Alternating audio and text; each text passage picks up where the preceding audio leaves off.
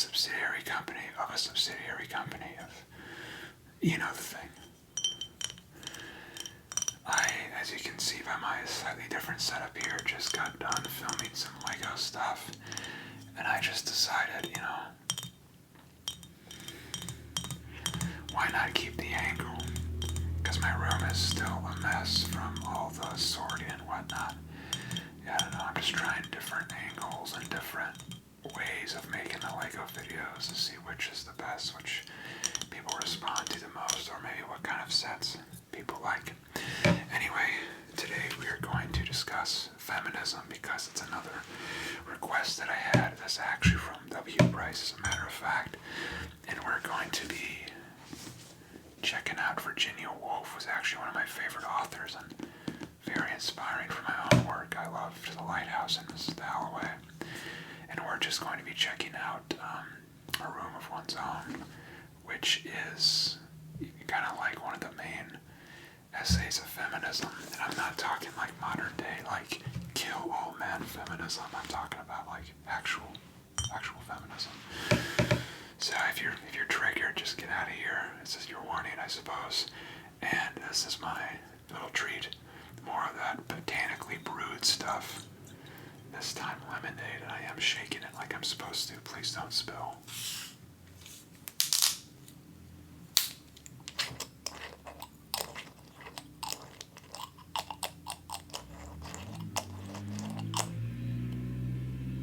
Really? I'm trying to make a nice effect here. People in my neighborhood have loud frickin' cars, huh?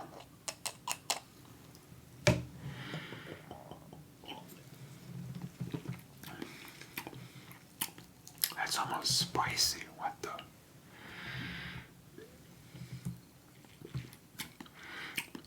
Yeah, there's a kick to that.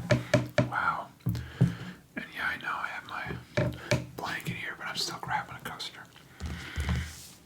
Anyway, I have my notes to the side because this book is actually already full of notes, but I want my own notes. God dang it. I barely adjusted it. What the hell was I doing? And now I can't breathe. Okay. Oh, what is looking under my glasses like that? So basically, feminism is kind of a risky topic because a lot of people have different views of it. A lot of people have different definitions of it, and it's very much one of those hot button things where if two people differ on it and they're particularly combative, then it doesn't really end well for anybody. You know, a lot of arguments and fighting and unnecessary hurt feelings arise from these kind of topics. So I'm just going to explore Virginia Woolf's writings because this is one of the most, talked about essays ever, especially about these sort of topics. So let me flip to my first note, which is actually just Virginia Woolf's overall style that she has in this. It's sort of rambly, but it's rambly with intent, I like to think. And she even mentions, kind of touches on it too, how women write like women and men write like men. And she does have this sort of free-flowing, very much a modernist style, which she was ahead of her time then, and I think she's still ahead of her time now. And, she'll do this thing, she'll do that thing, and she'll just kind of, what appears to be rambling about, just nonsense. This probably doesn't have anything to do with feminism, but whatever. I'm a literature nerd.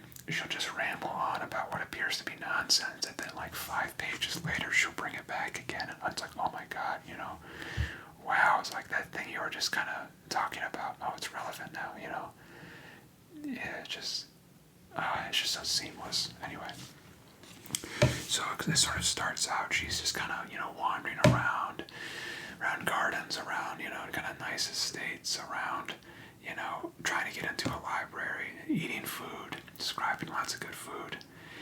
And one of the sort of key things that happens initially is she's not allowed in the library because she's a woman, right? And it's weird because even when when she does get access to another library later on, because she's essentially trying to discover what feminism means and how to, solve any problems, and she's looking up books about women. Well, when she does get into a library and she finds all the books about women, they're written by men, right? And the books that are written by women, none of them are written about men. So why is there this, this sort of one-sided shift, basically? And God, I really cannot see with these glasses, can I? Whatever. And she starts to sort of go on a journey while reading whatever books she can, either about women or by women, what the whole difference is.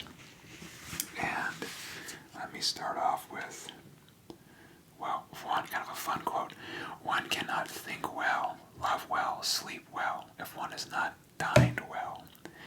And I don't know, me being a chef, I just love she just dives into food for what appears to be no reason. Kind of like how the filmmaker Agnes Varda kind of does a lot of what on the surface just seem to be shallow things, but just are totally revealing of daily life, of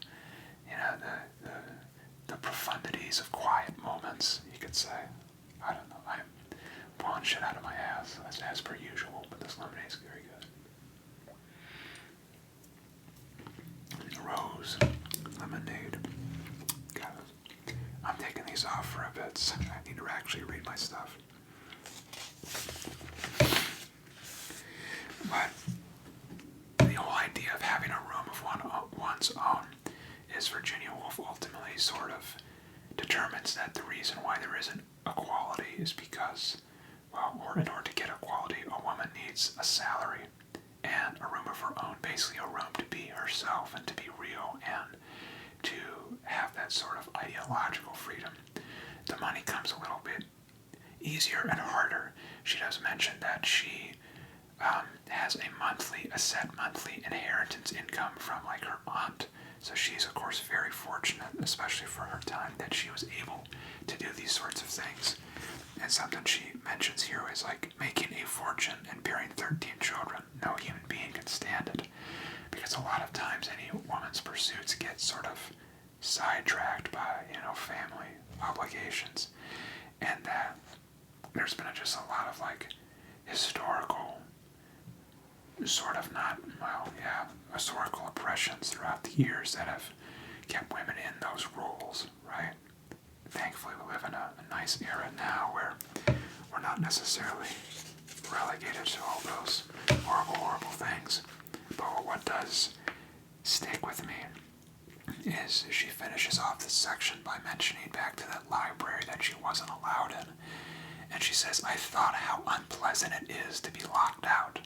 And I thought how worse it is perhaps to be locked in. Because what she gets into later is she describes how men aren't necessarily being oppressive or discriminatory because they're evil, but because they have also been discriminated and oppressed in their own way, in their own light, because feminism isn't brought by, bringing women up to equal rights. It's about bringing both genders up. Oh shit, I said both genders. Cancel me. Both genders up to equal rights.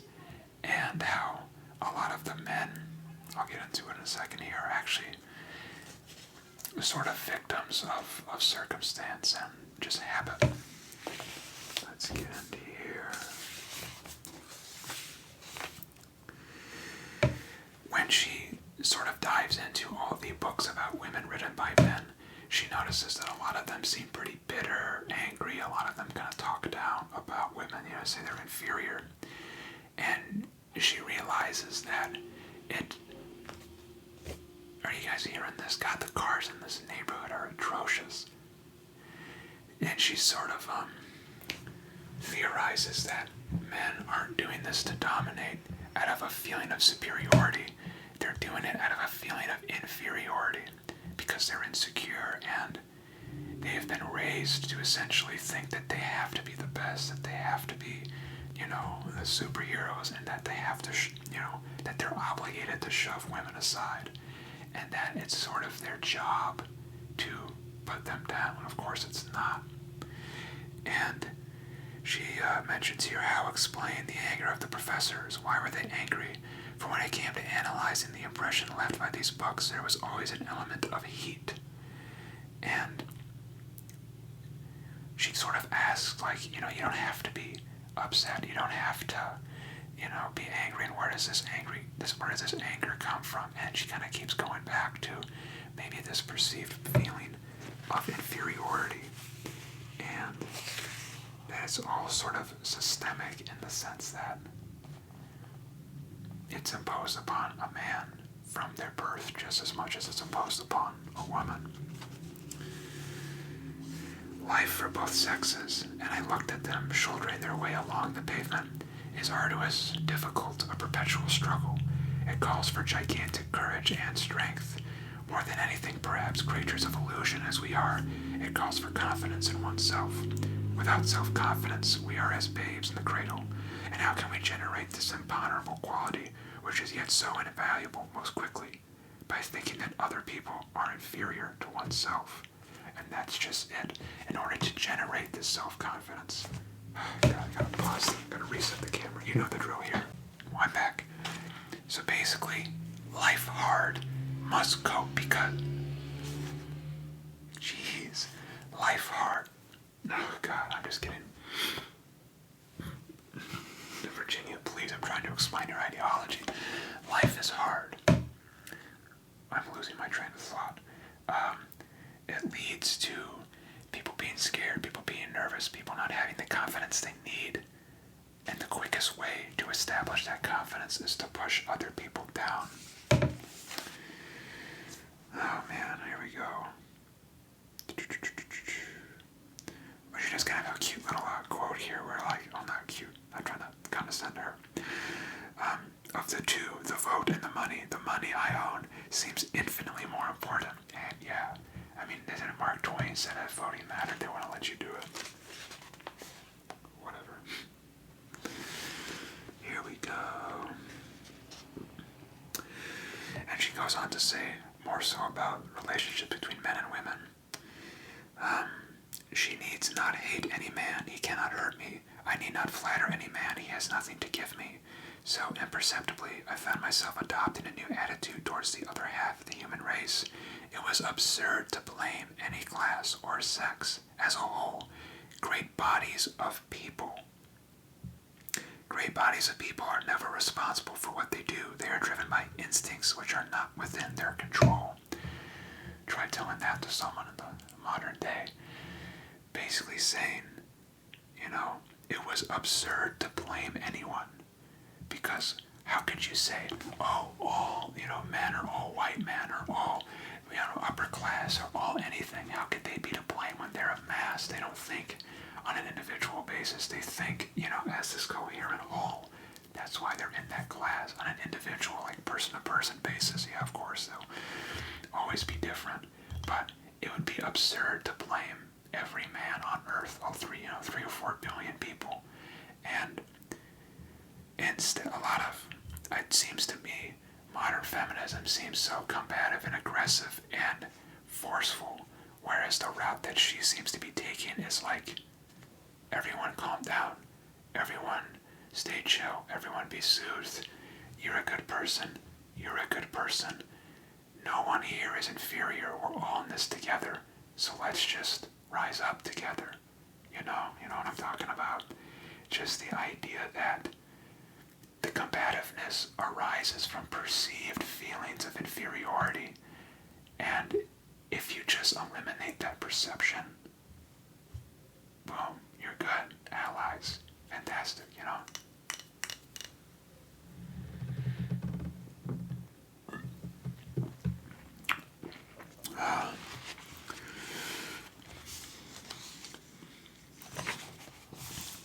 Let's move over. She then goes on to say how it's sort of interesting how she dominates the lives of kings and conquerors in fiction. In fact, fact, she was the slave of any boy whose parents found a ring upon her finger. Some of the most inspired words, some of the most profound thoughts in literature fall from her lips. In real life, she could hardly read, could scarcely spell, and was the property of her husband. How so many times, songs, romances, all these great things are put upon women in fiction, but in reality, that's not really the case. And how she goes and describes a sort of disconnect between women's reality and fiction, and how a lot of times if a woman is trying to be creative, she writes as a man, and she portrays a woman as, a man would portray her, and how one of the reasons why Jane Austen was so great is because she wrote as a woman writes about. She wrote as a woman, she wrote as herself, and what is she saying? It's one of the Brontes. Let me pick it up here. Oh God, I'll find it in a sec. But basically, if you sell out and if you try to not be true to yourself, which is inherently why it's so important to have a room of your own, to be allowed to be free and realistic with yourself, then you just kind of get trashy, You're not real, you're not genuine, and people pick up on that. And in a way, oh great. I'm not editing this out, by the way. She even mentions, and I wondered, would Pride and Prejudice have been a better novel if Jane Austen had not thought it necessary to hide her manuscript from visitors? Which, if you don't know, Jane Austen wrote in secret. Whereas, here it is, Charlotte Bronte and Jane Eyre. It's guided to be, sort of from a male lens, isn't it? And that's what limits it. Sure, she got a lot farther, reader base, more money, more fame, all that. But who's being talked about more however many years later? Jane Austen is, because she was more genuine. Now, here I think I skipped ahead. All the literary training that a woman had in the early 19th century was training in the observation of character and the analysis of emotion, which is like all Pride and Prejudice and Sense and Sensibility are. And they're masterpieces from different directions, you could say. At least I would say. So many people focus on, at that time, what were like male novels, like Charles Dickens, or was even at the era, I don't know, male novels, and people would say, all Jane Austen writes about is people in the drawing room, when in all actuality, the way that she presented it and the way that her characters interact with each other, just the crazy amounts of emotional tension. She was, as intense as the male writers. She didn't have to show the wars going on around the world. I can't remember who criticized her for not having wars, because she would show the tension of it through people discussing it, over tea, through what was seen as like a woman's activity was actually extremely intense and visceral, the way she was able to depict some of these things.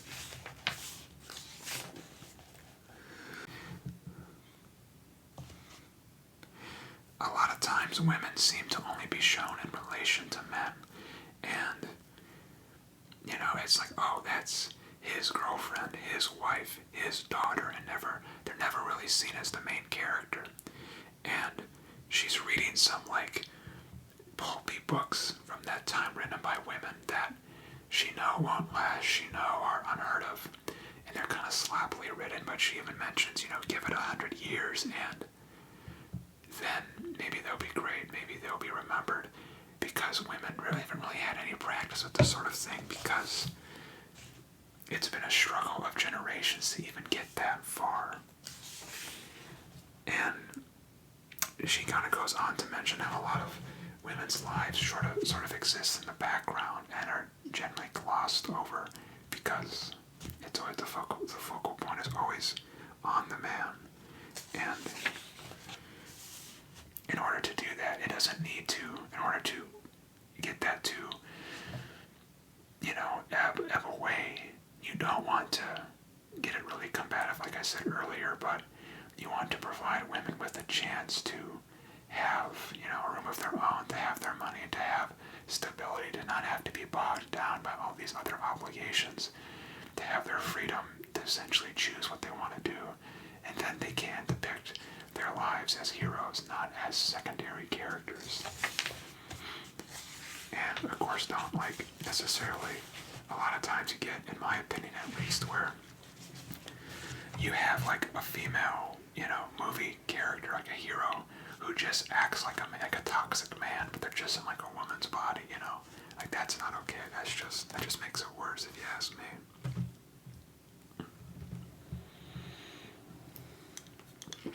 God, I'm freaking in to drink my lemonade. Alright, camera's about to go. I gotta get out of here quick. She goes and talks about reality for the last sort of section of her bit and asks, what is meant by reality? And kind of goes down once again to say that truth is really the core of everything. Having the freedom for a woman to not have to, and a man as well, realistically, to not have to play up to societal expectations or to cultural expectations, and to just be themselves and then express the world how they see it, and you get the most genuine picture of it. At the end, she asks, when I ask to earn money and have a room of your own, I am asking you to live in the presence of reality, an invigorating life, it would appear, whether one can impart it or not. Because not every life is super important, not every adventure is grandiose, but it's important to be truthful with yourself and with others. She then mentions that women can be hard on women, and that a lot of times when, say, one is rising, others want to bring him down because, once again, feelings of inferiority and self-confidence issues, not realizing that, the tide rises with, as one goes up, the tide rises and brings everyone up. And sort of goes on to say that the excuse of having a lack of opportunity, training, encouragement, leisure, and money no longer holds good, because these things are achievable in this era.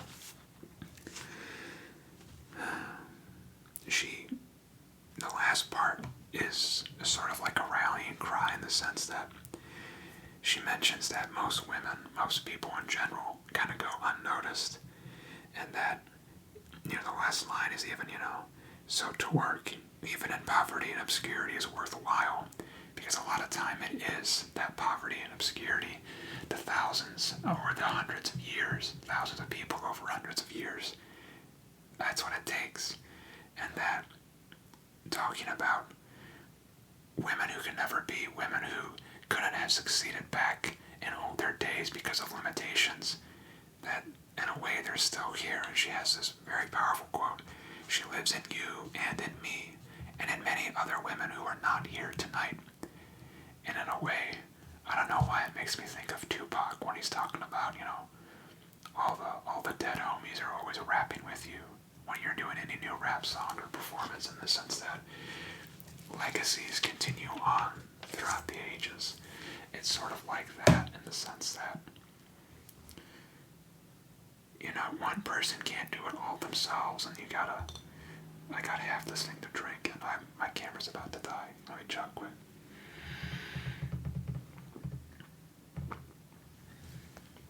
Oh, botanically brewed indeed. Oh God. Yeah, that's good stuff. Where was I? Don't be an asshole is what I'm saying. I think she really hits it on the mark where she talks just about self-confidence. If everyone was just confident enough and was allowed to be real with themselves, if all these garbage facades were just dropped and people were just okay, and get rid of the crap social media, the crap consumerism, the crap just almost pornographic just information overload, then everything would be okay. Just calm down, realize that other people are people too, and they're all going through struggles. Just calm down, stop being an ass and just see what everyone has to say and hang out, have fun, drink lemonade.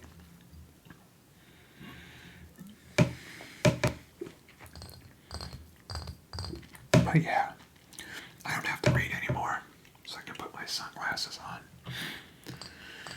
I hope you enjoyed that, got something out of it. I enjoyed this for sure.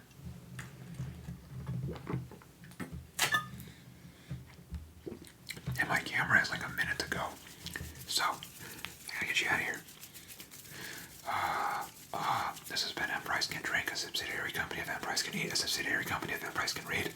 As you know, dogs say never sleeps. I hope that you may sleep.